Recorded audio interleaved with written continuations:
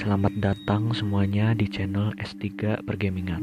Di video kali ini aku akan menceritakan cerita pendek horor yang aku dapat dari merdeka.com. Judulnya adalah Pengunjung Malam. Ada seorang bocah laki-laki yang tinggal bersama dengan kedua orang tuanya di sebuah apartemen yang kumuh. Mereka tinggal di bagian kota yang buruk dan juga banyak kejahatan di daerah tersebut. Apartemen mereka berada di lantai dasar gedung dan sangat membutuhkan perbaikan. Beberapa jendelanya pecah dan butuh perbaikan. Pintunya juga tidak pernah terkunci dengan benar. Bocah itu sering mengalami kesulitan tidur karena dia bisa mendengar berbagai suara dari jalanan di luar. Dia memohon kepada kedua orang tuanya untuk memperbaiki jendela dan juga kunci di pintu. Tetapi mereka mengatakan kepadanya bahwa mereka tidak mampu untuk membelinya.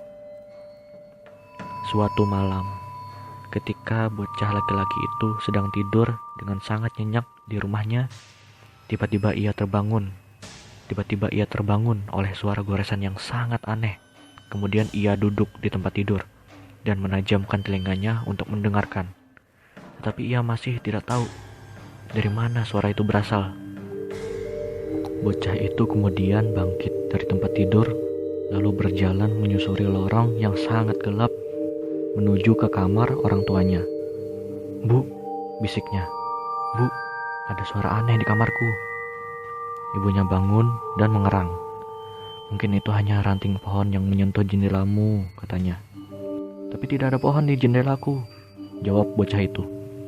"Kalau begitu, mungkin itu hanya tikus di dinding," gumam ibunya.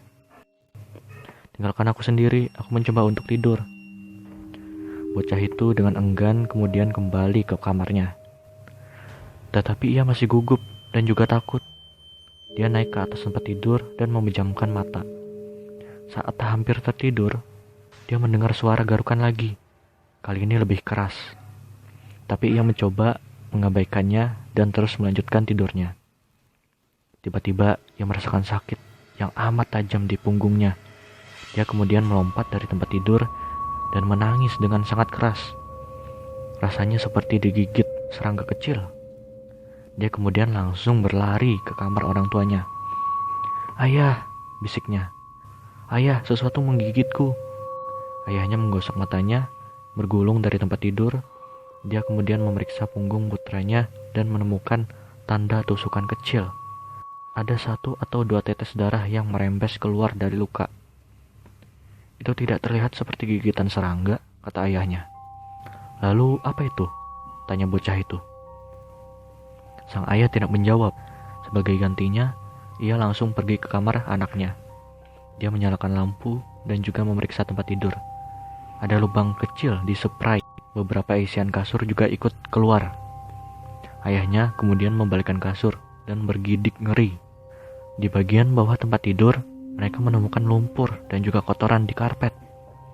Jendela kamar tidur tidak terkunci dan ada jejak kaki baru di rumput yang berlumpur. Pada malam itu, seseorang masuk ke kamar bocah melalui jendela yang tidak terkunci dan menunggu di bawah tempat tidurnya.